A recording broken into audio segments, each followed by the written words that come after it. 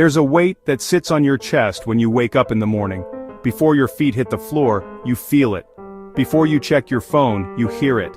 Before you speak to anyone, it's already talking to you. It says, "You better make enough today. You can't afford to slip. If you fall short, you're nothing." It's the pressure to provide.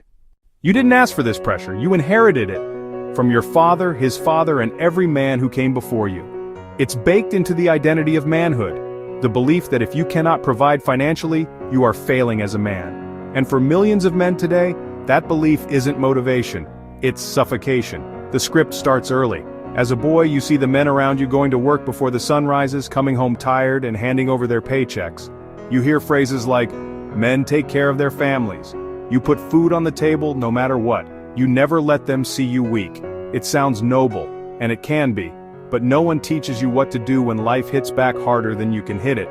When you lose the job, when the market shifts, when your skills aren't enough to cover the bills, when inflation outpaces your paycheck. There's no chapter in the script for that, so you write your own, and most men write it wrong. If I can't provide, I'm worthless. This isn't just a mindset problem, it's a biological one. When you believe you're failing to provide, your brain treats it as a threat to survival.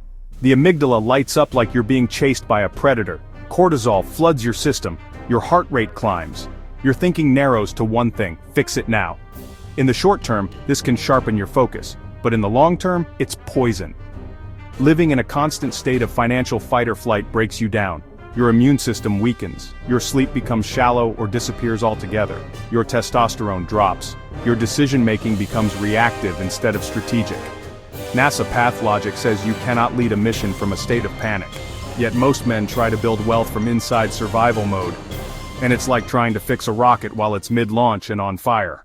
Today's man is trapped in a double bind. The traditional expectation to be the sole provider still exists. The modern economy makes it harder than ever to fulfill that role. Housing costs have skyrocketed, wages have stagnated, job security is a relic. One medical bill, one layoff, one unexpected expense can undo years of work. And yet the cultural story hasn't caught up. Society still measures you by an outdated standard, and you measure yourself the same way. You might be working 2 jobs and still feel like you're losing, not because you're lazy or incompetent, but because the benchmark has shifted while the pressure hasn't. Here's how the cycle works. You fall short of your internal target. You attach identity to the shortfall. "I failed" becomes "I am a failure." You withdraw. You stop talking about it. You hide the truth from your partner and friends. You overcompensate, taking on more hours, side gigs, or debt. Burnout hits, performance drops, and you fall further behind. Every loop tightens the grip of shame. And shame is a terrible strategist. It doesn't plan. It reacts. It trades long-term wins for short-term relief. Men rarely admit financial struggle. They fear it will cost them respect.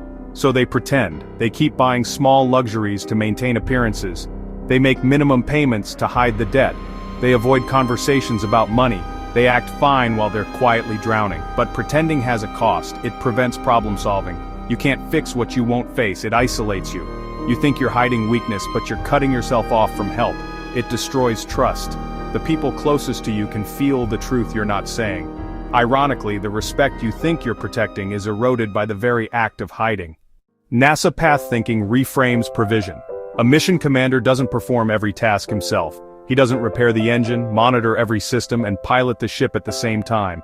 He delegates. He uses every resource. He adapts to the mission's conditions. Being a provider isn't about doing it all alone. It's about ensuring the mission's success by leveraging every available tool. That means partnering with your spouse or family on financial strategy, building high-value skills to increase earning power, leveraging community, mentorship, and networks, treating wealth building as a mission, not a daily pass and fail. Case 1, the lone wolf failure. David tried to outwork his problems. 2 jobs, 70 hours a week, no time for family, health collapsing, burnout hit. He lost both jobs within a year because he refused to ask for help or adapt. Case 2, the strategic pivot. Marcus was in the same boat, until he redefined providing as leadership. He upskilled into a higher-paying role, involved his wife in budgeting, and built a side income. Within 18 months, he reduced debt by 60%. Case 3, the network builder. Jalen's turning point came when he joined a mastermind. The accountability and shared resources doubled his freelance income. He realized that asking for help wasn't weakness, it was leverage. The action plan: admit reality. Map your exact financial position. Separate self from scoreboard. Income is data, not identity. Build high leverage skills. Identify what will double your value in the market. Create multiple streams. Even modest side incomes reduce pressure. Share the load. Involve your inner circle. Track wins. Log every small improvement to maintain momentum. The pressure to provide is real. The shame of falling short is real, but they don't have to define you. Provision is not about perfection, it's about strategy. It's about refusing to measure your worth by a single number. It's about leading your mission with clarity, not panic. Join OLP 365. Lead like a strategist, build like a centurion, provide with strength that lasts.